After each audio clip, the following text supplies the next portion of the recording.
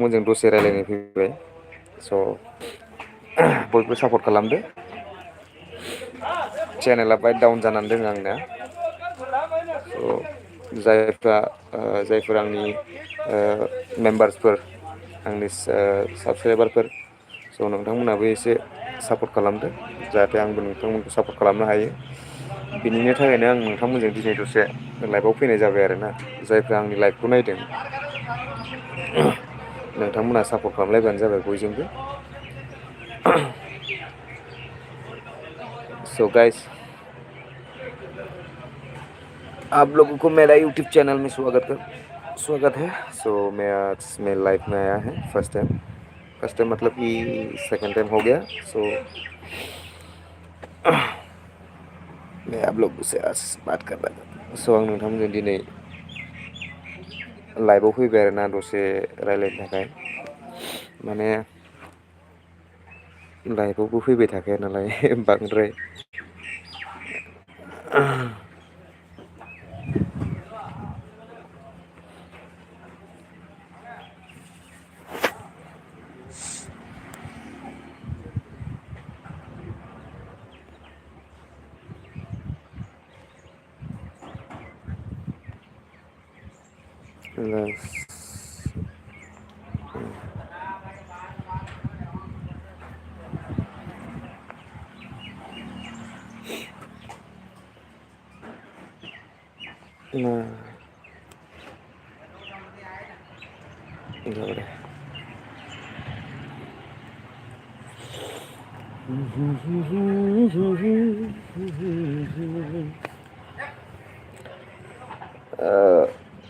guys मा बुंनो आरो दा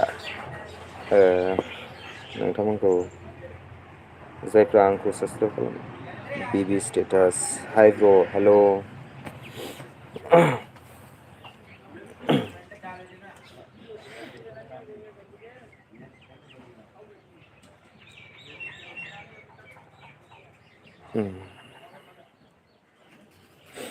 बिबि स्टेटास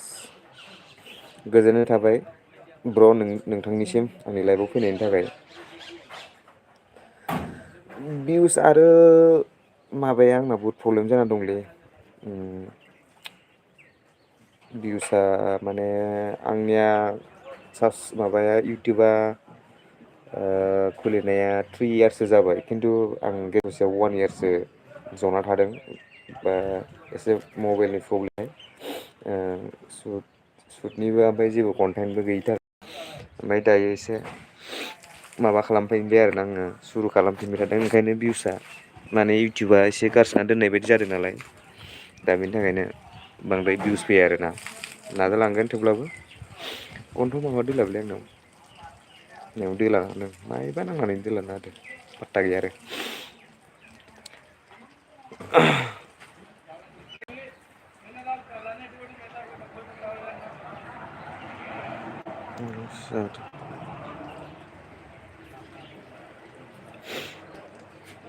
लाइभआवबो फैनो बायो थेवब्लाबो दिनै एसे इन्ट्रेस्ट गोसो जादों माने फैनो बेनिखायनो फैबाय आरोना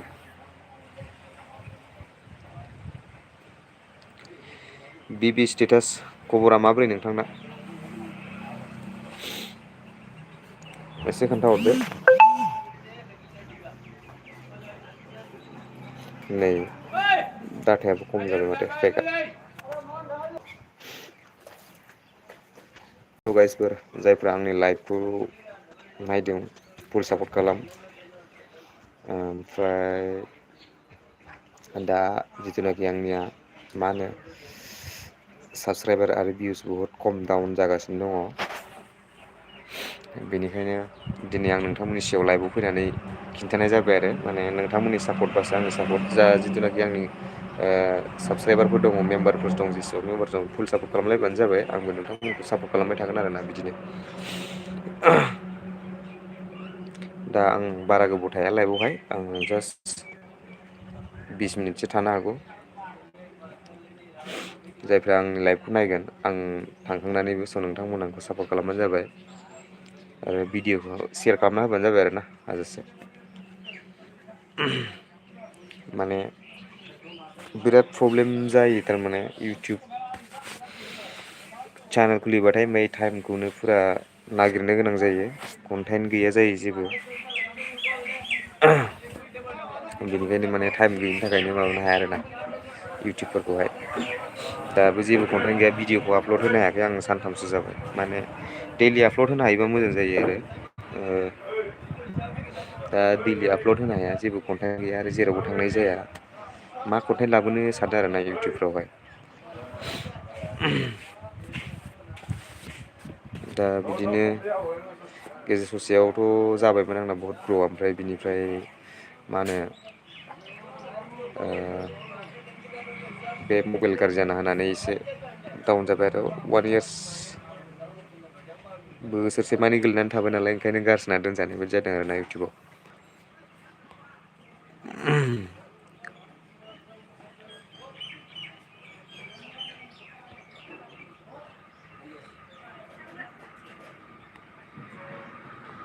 So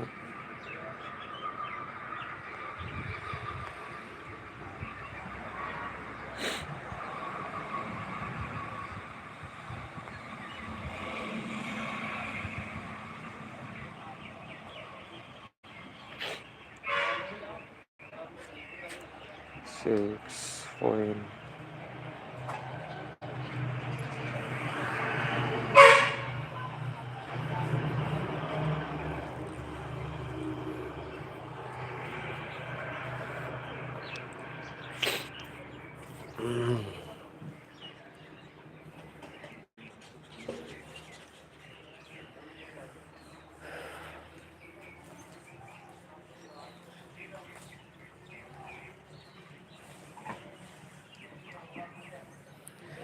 स' गाइस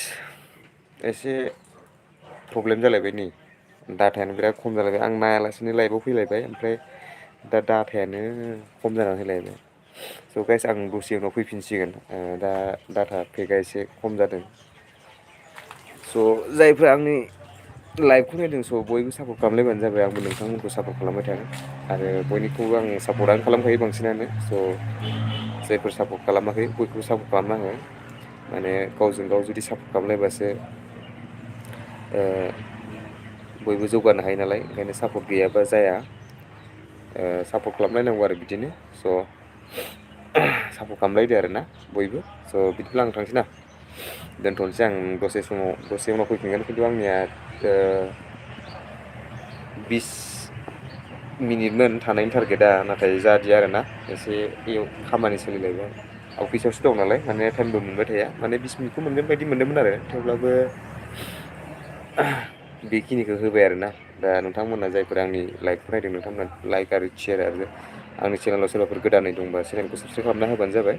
जाहाथे बयबो दावगानो हायो आंबो दावगानो हायो नोंबो दावगानो हायो आरोना स' guys thank you for watching guys आंनि लाइभखौ नायनायनि थाखाय बयनिसिमबो थेंक इउखौ जासिहरनाय थाबाय स' गाइस बाय बाय